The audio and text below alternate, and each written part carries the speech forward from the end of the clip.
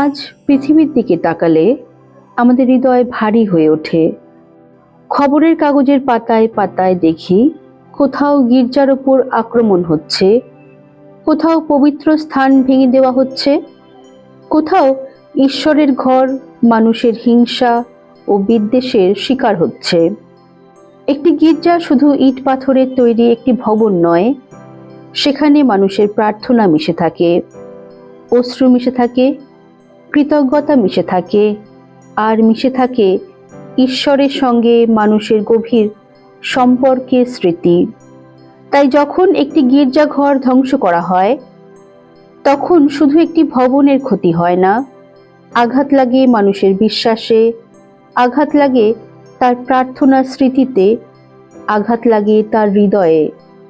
এই কারণেই আমরা ব্যথিত হই, প্রতিবাদ করি আর প্রার্থনা করি যেন কোনো পবিত্র স্থান আর কখনো হিংসার শিকার না হয়।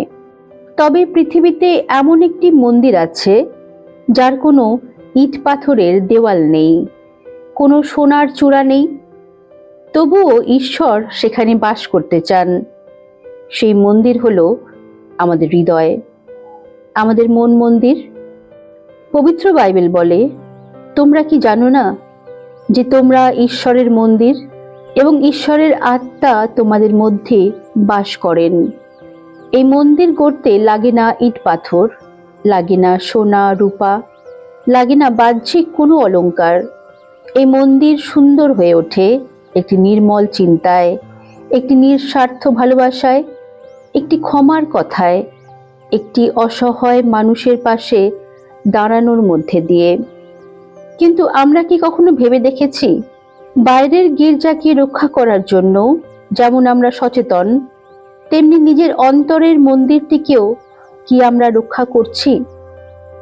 রাগ, অহংকার, ঈর্ষা, ক্ষোভ, ঘৃণা আর ক্ষমাহীনতা দিয়ে আমরা কি নিজের অজান্তেই সেই মন্দিরের দেওয়ালে ফাটল ধরিয়ে দিচ্ছি?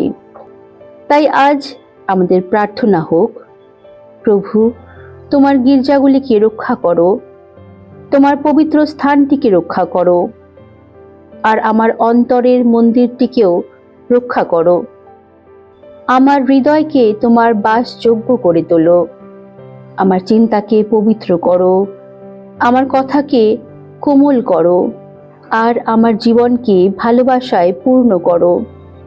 কারণ একটি গির্জার পাথরের দেওয়াল আমাদের বিশ্বাসের সাক্ষ্য বহন করে, আর একটি পবিত্র হৃদয় সেই বিশ্বাসকে জীবন্ত করে তোলে।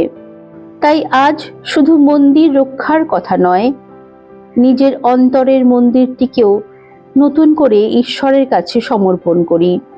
আজ নিজেকে একটি প্রশ্ন করি, আমি কি আমার হৃদয়কে সত্যি ঈশ্বরের মন্দির করে তুলতে পেরেছি?